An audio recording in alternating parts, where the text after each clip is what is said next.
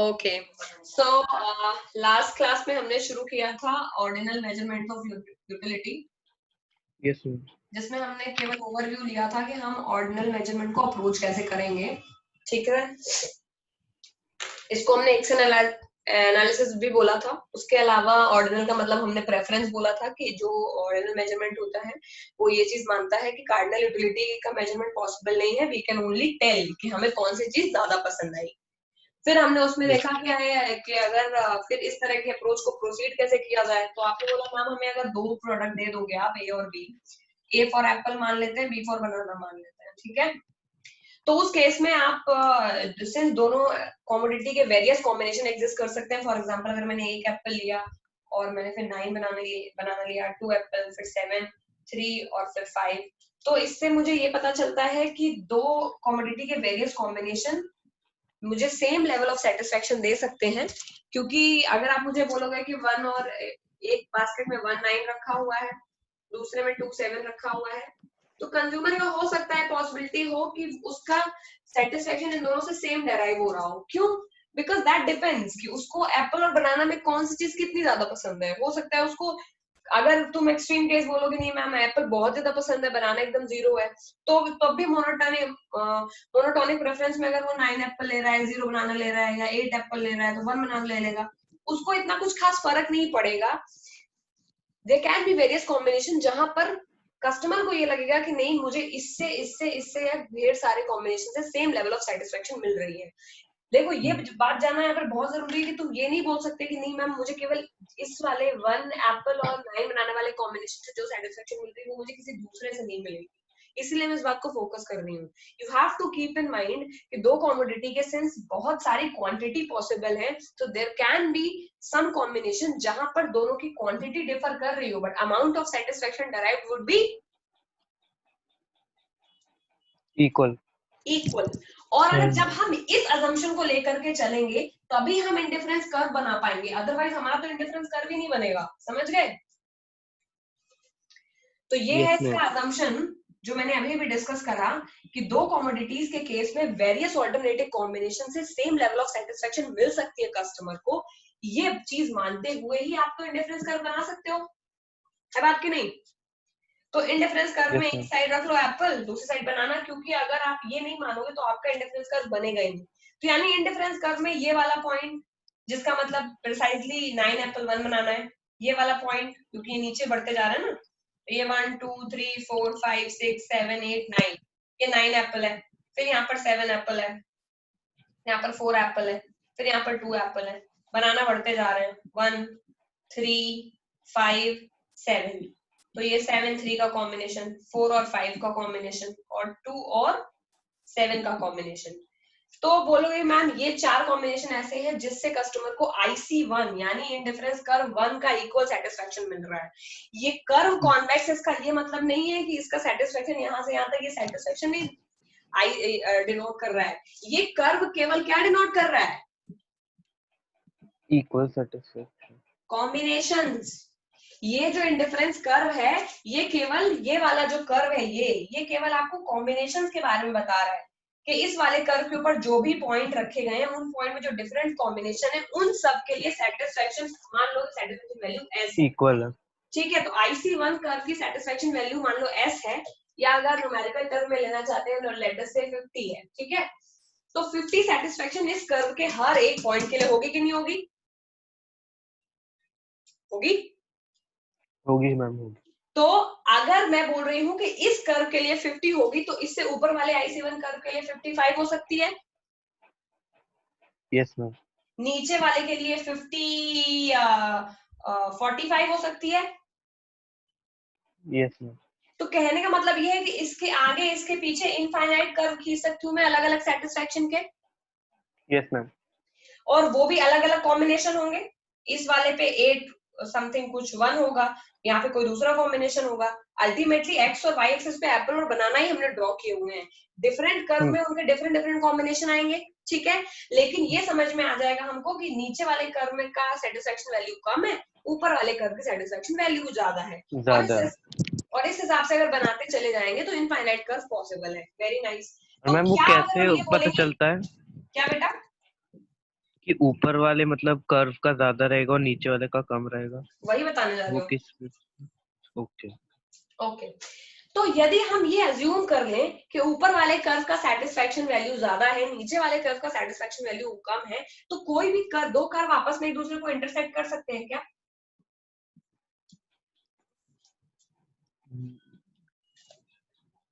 हम कर तो सकते हैं शायद। नहीं, दो कर्व आपस को नहीं इंटरसेक्ट करेंगे। इसलिए नहीं कर सकते क्योंकि एक पॉसिबल कॉम्बिनेशन ऑफ गुड के लिए दो सेटिस्फेक्शन वैल्यू थोड़ी हो सकती है।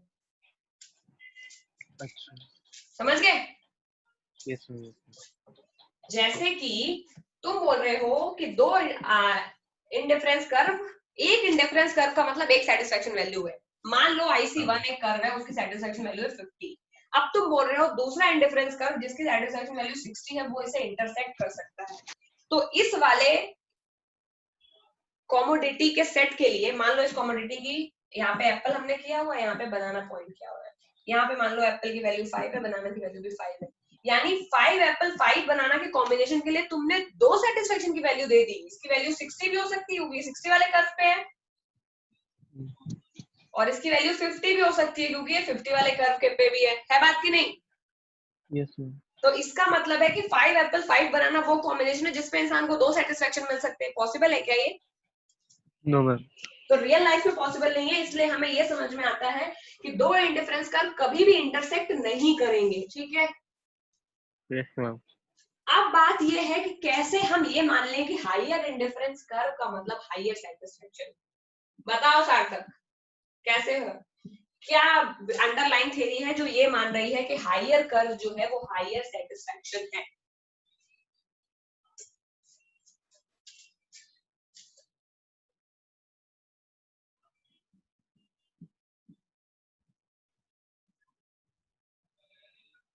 सार्थक, दिमाग के घोड़े दौड़ाओ और मुझे बताओ।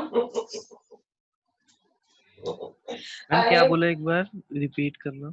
मैं ये बोल रही हूँ कि ये यस मैम। IC1 से लेके IC2 IC3 इन सब में इंडिफरेंट वो सेटिस्फेक्शन की वैल्यू चेंज हो रही है कि नहीं?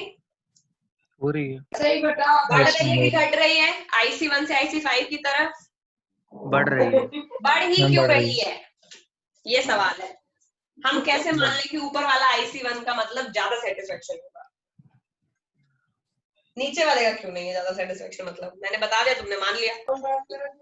मैम क्योंकि पहले वाले में ज्यादा मैम सेटिस्फेक्शन मिलती है। अगर कुछ बहुत मैम जो पहले वाले में सेटिस्फेक्शन मिलती है वो पांचवे वाले में नहीं। नहीं, ये गलत है क्योंकि पहले वाले में एक तो पूरा कर्व बना दिया है, यानी पहले वाले कर्व में जो नंबर ऑफ कॉमोडिटीज हैं वो अलग है। मान लो पहले वाले कर्व पे पॉइंट है 1,2, 2,1, 3,2, 2,3। दूसरे वाले में है 3,4, 5,6, 6,5, 5,7, और तीसरे वाले में फिर 6,7, 7,6, 8,7, 7,8, फिर 8,9, 9,8, फिर 10,9, 9,10। दूसरे वाले में 10, ये आगे की तरफ बढ़ रहा है ना एक्स एक्सिस और वाई एक्सिस में, तो ऑब्वियसली ऊपर वाले कर्व हाँ में हाँ एक्स और वाई की वैल्यू ज्यादा होंगी कि नहीं?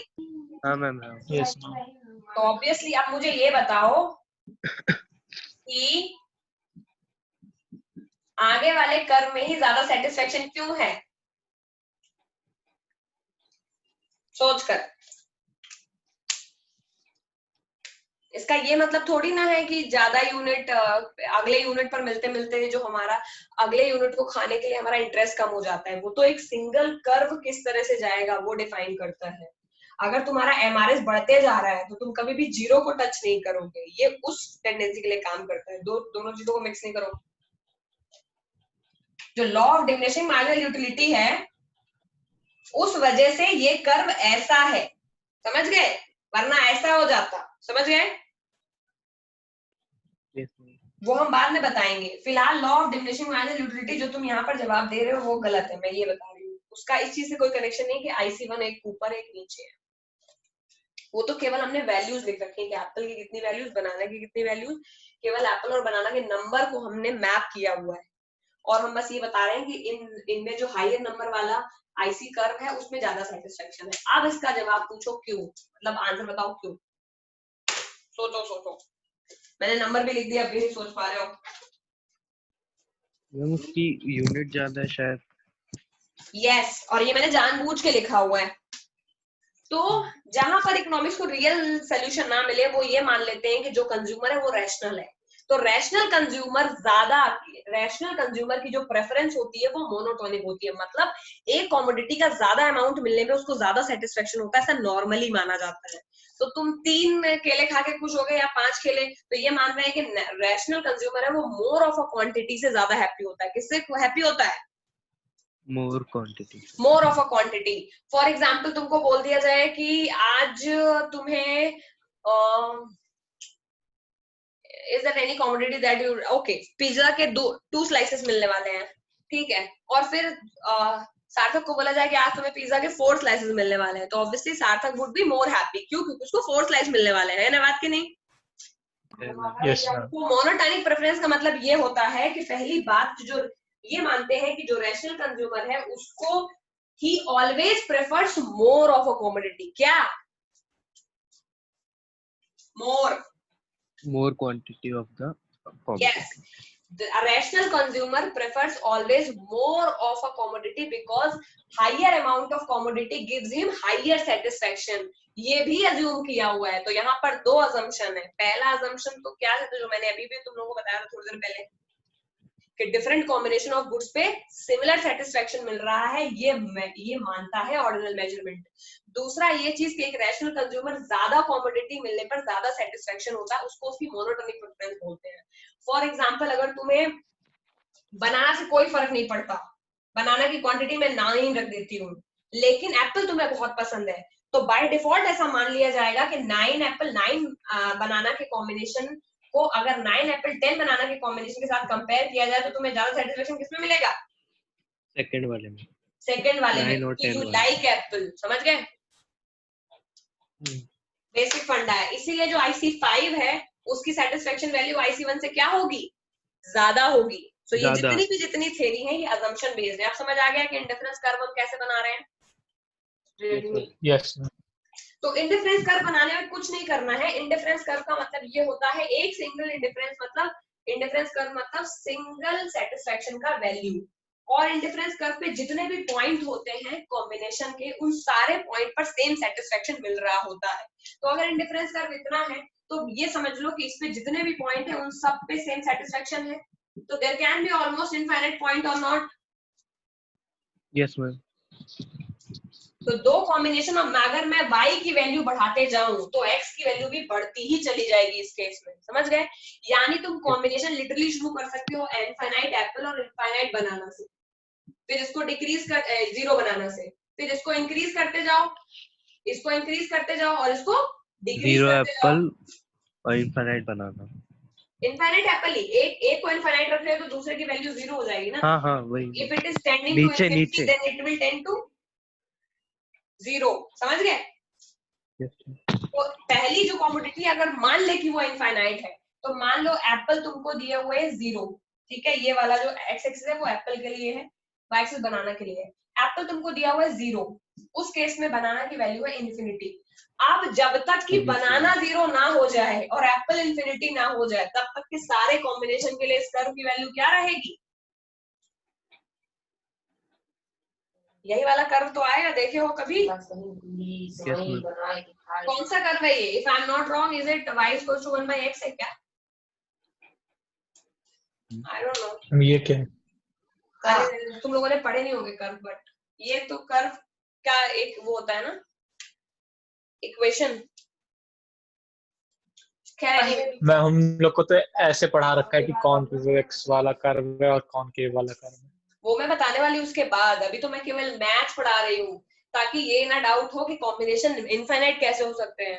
तुम कहोगे मेरे को 4 ही पता है, तुम एक्चुअली 4 पॉइंट को ही कंसीडर कर रहे हो, 1 2 3 4, और इस पर तुम अपनी थ्योरी लिख रहे हो, समझ गए?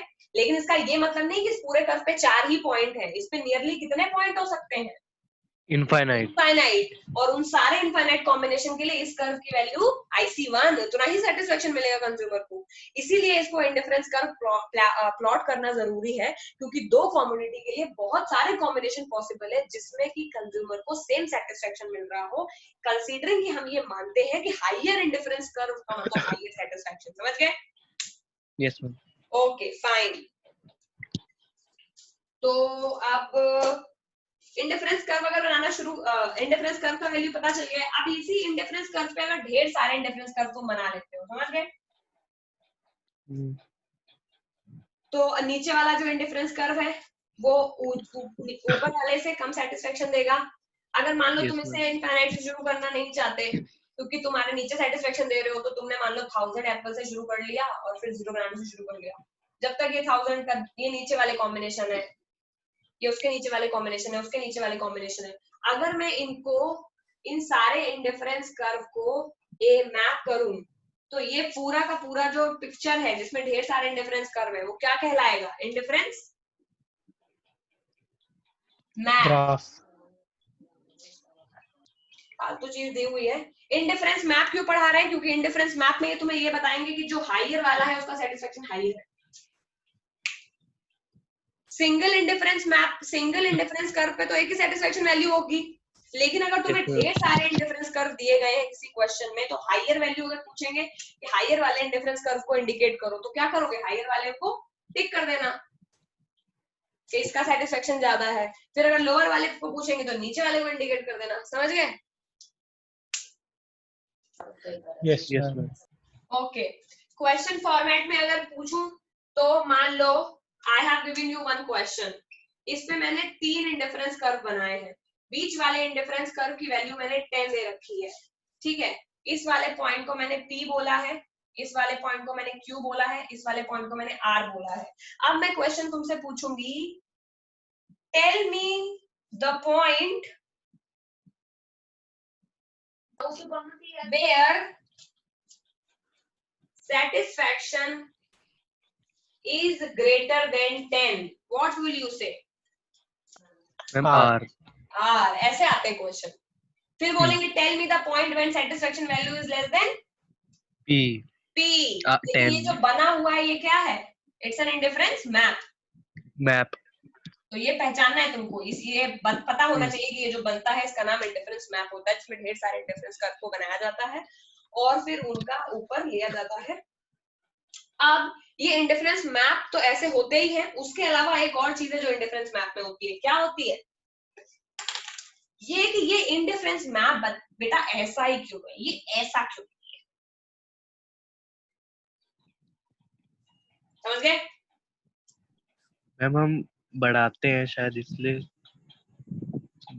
सोचो इसका जवाब भी। अब इसमें वो वाला लॉजिक दोनों तरफ से कम नहीं होते। हाँ, दोनों तरफ से यूनिट कम नहीं होते ना। नो दिस इज नहीं मैम, दोनों पहले तरफ से यूनिट कम होंगे तब भी ये कर्व ऐसा ही आ सकता है। बताओ कैसे मैप करूं? हाँ वही तो कह रहा हूँ। नहीं, जो चीजें बोल रहे हो उस तरह से भी कर्व ऐसा ही आएगा। मान लो मैं पॉइंट लिख रही हूँ 1 2 3 4 5, ओके 1 2 3 4 5। अब इसको आज एक क्वेश्चन में ढंग से मैच कर लेते हैं। टेल मी दिस पॉइंट, क्या है इसका वैल्यू? 5,1।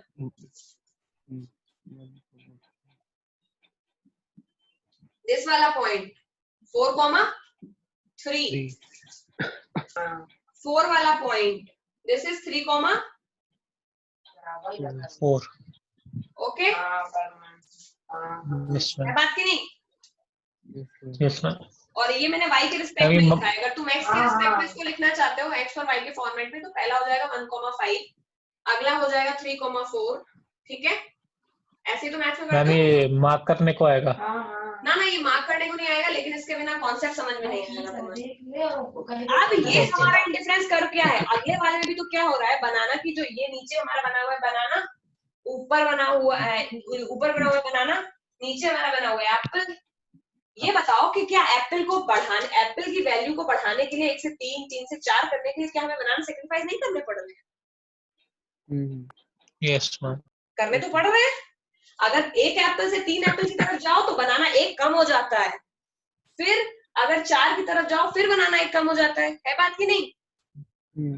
तो ये तो वही वैलिड है कि जब हम अगली यूनिट खा रहे हैं तो पहली यूनिट हमारी सेक्रीफाइस हो रही है।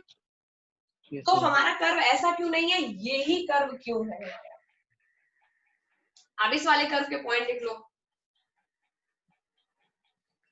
पहले की वैल्यू है 4 सपोज 1,4। दूसरे की वैल्यू है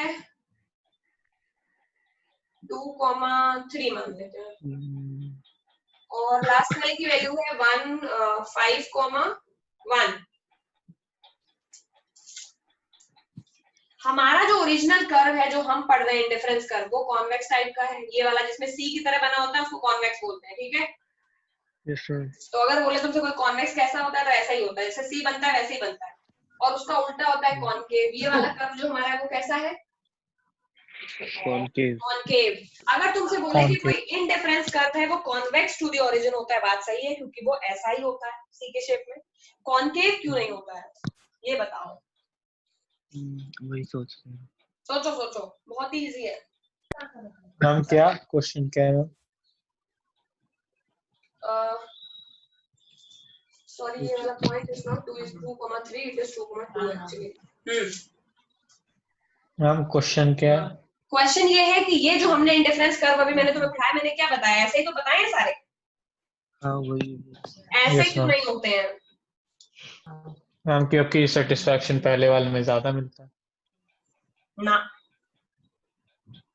हम ज्यादा कॉमोडिटीज। तो पहले वाले में तो दोनों में ज्यादा मिल रही है, और दूसरे वाले पॉइंट में तो दोनों में ही वो कम हो रही है, तीसरे में तो सेटिस्फैक्शन कर्व में तो आय हाय ये क्या बोल रहे हो, पहले पॉइंट पे ज्यादा सेटिस्फैक्शन मिल रही है। पहले वाले पॉइंट पे जो,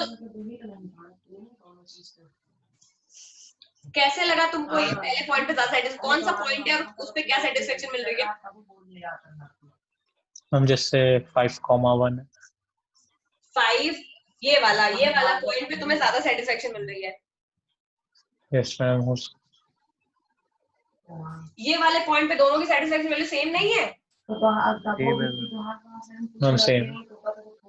अगले वाले पॉइंट पे ये तुम कॉन्वेक्स और कॉनकेव को आपस में कैसे कंपेयर कर रहे हो। कॉन्वेक्स को कंपेयर कर सकते हो और बता सकते हो किस वाले पॉइंट पे ज्यादा सेटिस्फैक्शन है। ये तो अभी ये डिस्कस हो रहा है कि ये जो टाइप है तुम्हारे कर्व का, ये कॉन्वेक्स की जगह कॉन्वेक्स क्यों क्यों नहीं है। हाँ। इसको इससे कंपेयर इसलिए, तो ये थोड़ी ना बता सकते हो कि सिंस इस वाले में सेटिस्फैक्शन ज्यादा है तो इसलिए हमें कम सेटिस्फैक्शन वाला चाहिए। ये क्या लॉजिक हुआ, क्योंकि हमारा ओरिजिनल कर्व तो ये है। हम तो केवल ये डिस्कस कर रहे हैं कि हमारा ओरिजिनल कर्व ऐसा ही क्यों होता है, वैसा क्यों नहीं बनता है।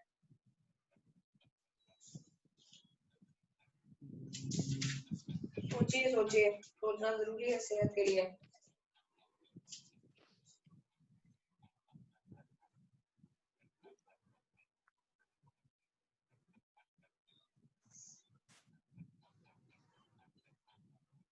मैम वो डिमिनिशिंग लॉ तो नहीं लगेगा। Very good. अभी बताया था ना वो। थोड़े टाइम पहले जो बताया था मैंने, क्या बोला था अभी, मैंने एक इंडिकेशन भी दिया था कि स्टार्टिंग में पहले लॉ जो ऑफ डिमिनिशिंग मत लगाओ यहाँ। तो लेकिन law of diminishing marginal utility term हम यूज करते हैं किसमें, कार्डिनल अप्रोच में। यहाँ पर हम क्या बोलेंगे,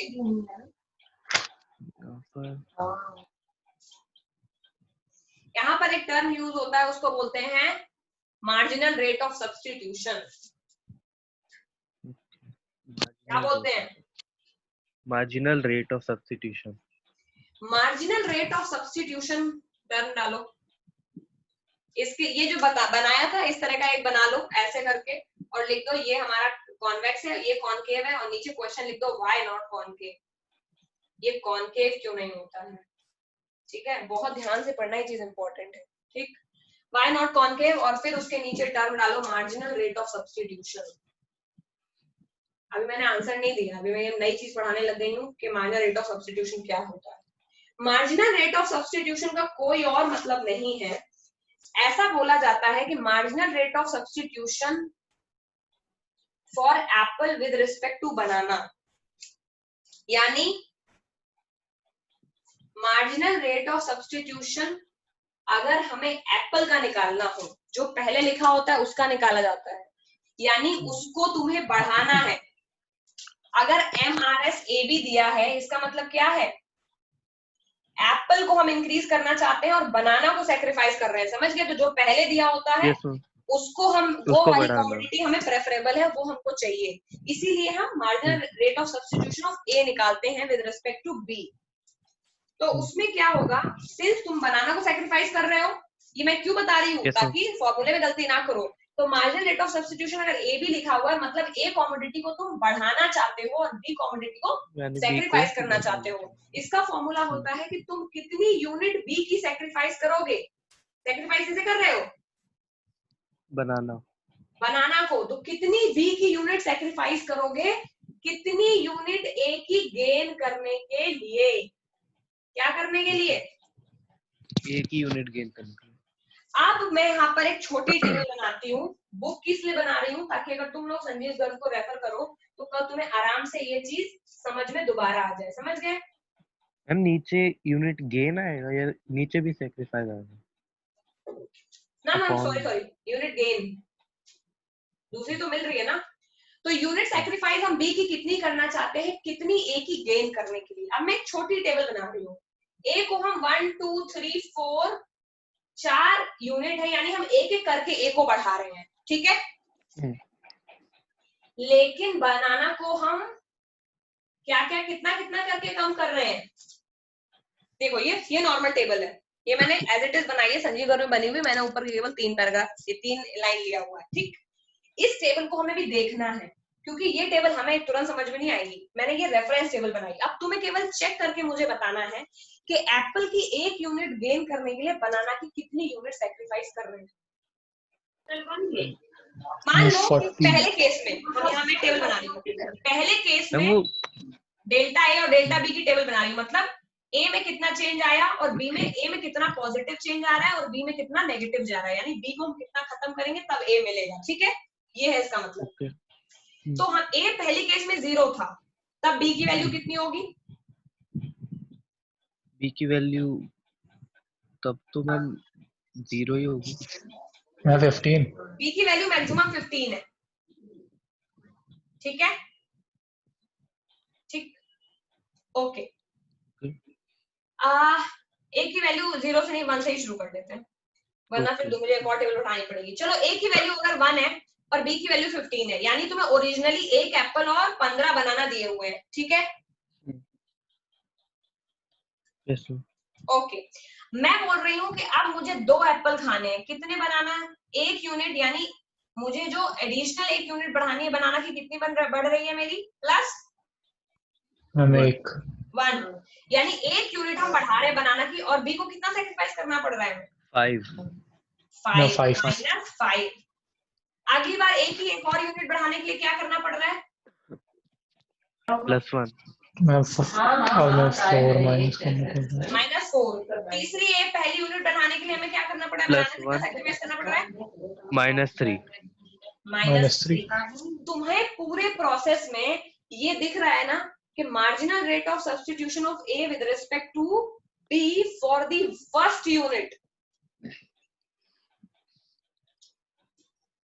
फॉर द फर्स्ट यूनिट, इसको combination number Q R S दे देते हैं। For the combination number Q, MRS की वैल्यू क्या होगी बेटा, कॉम्बिनेशन नंबर क्यू, यानी दूसरे वाले, इस वाले में फोकस करना है, यानी यूनिट सैक्रिफाइस बी की करी 5, यूनिट गेन हुई ए की 1 है, बात की नहीं, क्यू के लिए।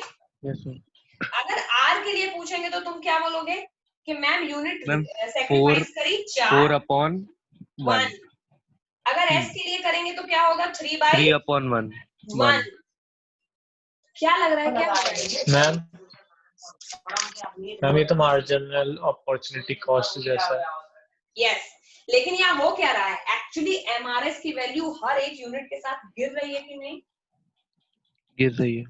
पहले मार्जिनल रेट ऑफ सब्स्टिट्यूशन, यानी 1 एप्पल को पाने के लिए तुम्हें 5 यूनिट सैक्रिफाइस करने पड़े, अगले 1 एप्पल को पाने के लिए 4 यूनिट सैक्रिफाइस करने पड़े, उसके अगले एक एप्पल को पाने के लिए तुम केवल 3 यूनिट सेक्रीफाइस करने को रेडी हो। यहाँ पे यूनिट विलिंग टू सेक्रीफाइस लगा लो, मतलब तुम कितना देने को रेडी हो। इसका अल्टीमेटली अंदर कौन सा ही लॉ है, law of diminishing marginal utility है कि नहीं? है मैम, है क्योंकि मैम। पहले केस में तुम क्योंकि ज्यादा सेक्रीफाइस करने के लिए क्यों रेडी हो? क्योंकि एप्पल तुम्हारे पास ज्यादा बनाना खाने थे, बहुत कम क्योंकि है। एप्पल, हाँ हाँ। अब तुम्हारे पास एप्पल बढ़ते जा रहे हैं तो तुम बनाना कम सेक्रीफाइस करने के लिए रेडी हो कि नहीं? हाँ हाँ। तो तुम और कम बनाना, मतलब पहले यूनिट के लिए तो तुमने बोला कि भाई मैं 5 बनाना सेक्रीफाइस करूंगा, मुझे एक और एप्पल दे दो। फिर तुमने बोला मैं 4 ही बनाना दूंगा, एक और एप्पल देना है तो 2 से दे दिया। फिर तुमने बोला नहीं अब मैं 3 ही बनाना दूंगा, एक और एप्पल देना है तो 2। यानी MRS, marginal rate of substitution ही गिर रहा है तुम्हारा। तुम अगली एक और यूनिट पाने के लिए पुरानी वाली चीज की कम यूनिट सेक्रीफाइस करने को रेडी हो, हर एक बढ़ती यूनिट के साथ। और यही रीजन है कि जब तुम इसे इस तरह की चीजों को अगर, हाँ अब मैं तुम्हें एक्चुअल चीज, तो यानी कि तुम्हें ये बात समझ में आ गई कि 5 4 3 2 1, तो यानी अब तुम्हारी वैल्यू 5 4 3 2 फिर ये 1 होगी कि नहीं होगी? Yes ma'am. Marginal rate of substitution. तो जब मार्जिनल रेट ऑफ सब्स्टिट्यूशन गिर रहा होता है उस केस में अगर ए और बी को, अब मैं ये पूरा हटा, ये लिख लिया तुम लोगों ने, unit sacrifice upon unit gain? Yes ma'am. या पहले समझ लो। अगर इस वाली टेबल को तुम अब मैप करोगे तो ये वाली टेबल पॉइंट को मैप करने पर ए की वैल्यू है 1 2 1 2 3 एंड 4, बी की वैल्यू है 3 6 10 और 15, और ये वाला जो कर्व है वो अब कॉन्वेक्स होगा, ठीक? जब पॉइंट करोगे। और अगर ये चीज, क्योंकि हर एक बढ़ते यूनिट के साथ क्या हो रहा है, ये गिर रही है। क्या हो रहा है? मार्जिनल रेट ऑफ सब्स्टिट्यूशन गिर रहा है, तो ये नेगेटिव हो रहा है हर एक यूनिट के साथ, ये डिक्रीज कर रहा है, इसीलिए ये कॉन्वेक्स है। अगर ये क्या हो रहा होता 5 6 7 8 9, यानी हर एक बढ़ती हुई यूनिट के लिए तुम और सेक्रीफाइस करने के लिए रेडी रहते, तो क्या इसे तुम diminishing marginal rate of substitution बोलते? नहीं, इसको बोलते increasing marginal rate of substitution. क्योंकि हम एक और यूनिट पाने के लिए पहली वाली चीज की और ज्यादा यूनिट देने के लिए रेडी हैं। उस केस में आपका जो कर्व आता वो क्या आता?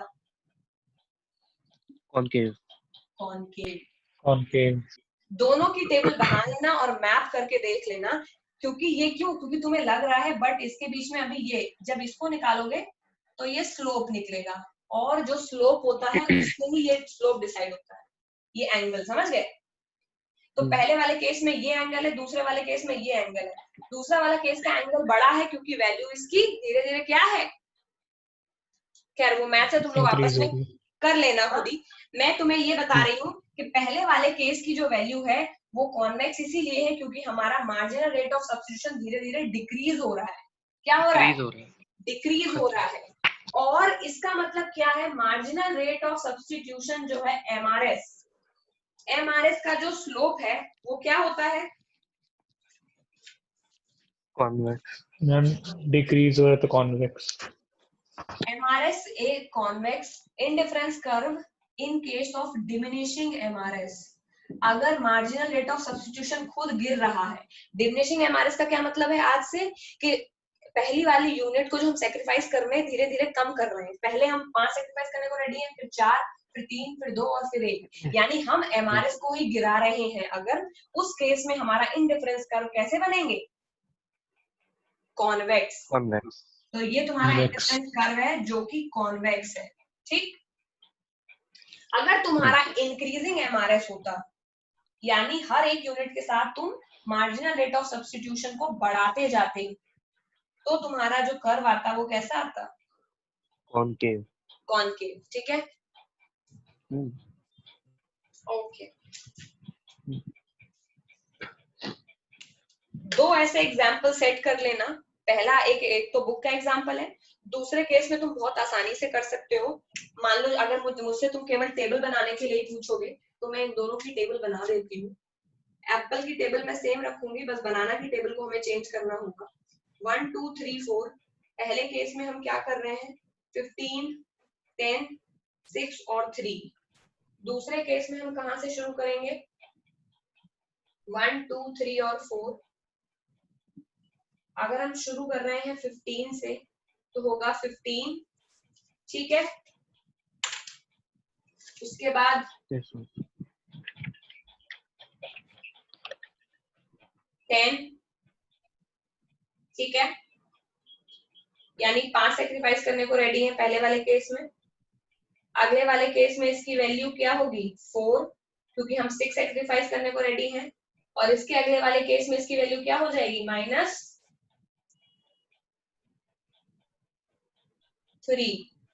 क्योंकि हम 7 सेक्रीफाइस करने को रेडी हैं, ठीक है।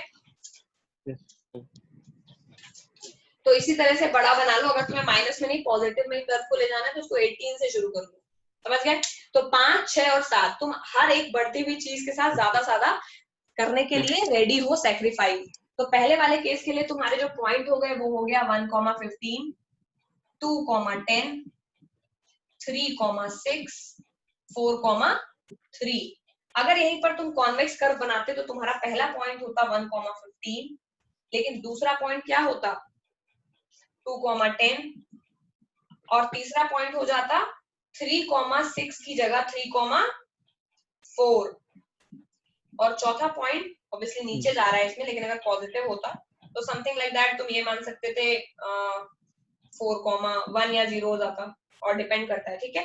तो मैंने अभी नेगेटिव नहीं ले गई हूँ मैं, क्योंकि नेगेटिव की जरूरत ही नहीं पड़ती हमको, लेकिन ये वैल्यू इस वाले पे लाई करती ज्यादा वाली, और कम वाली लाई करती कॉन्वेक्स वाले में। किसको समझ में आ गया? मैम आ गया, ठीक है, ओके।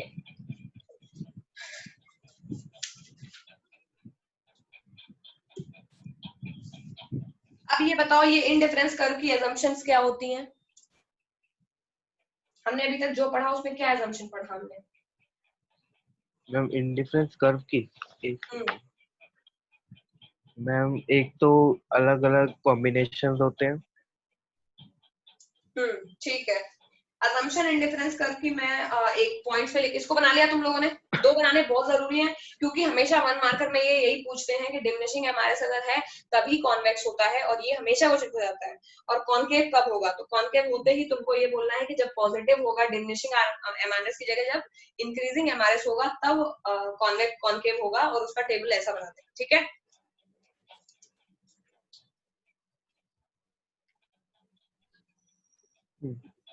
हाँ, assumptions लिख लिया तुम लोगों ने?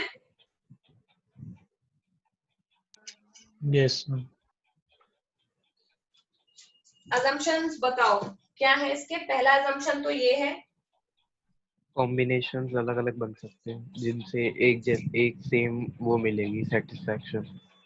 यस, वो इंडिफरेंस कर्व का हाँ, assumption of indifference curve.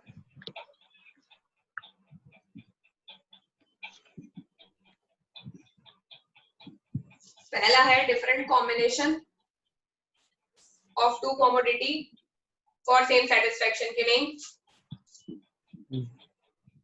Different combination of two commodities, यानी 2 कमोडिटीज की डिफरेंट कॉम्बिनेशंस अलाउड हैं, ठीक है, फॉर सेम सेटिस्फैक्शन।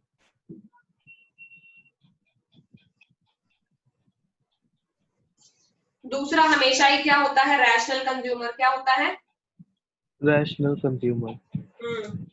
तीसरा है diminishing marginal rate of substitution. है कि नहीं? अभी प्रूव किया है। तीसरा है diminishing marginal rate of substitution, ठीक है। चौथा है ऑर्डिनल यूटिलिटी, यानी यूटिलिटी ऑर्डिनल है कि कार्डिनल? ऑर्डिनल ही है, ठीक है।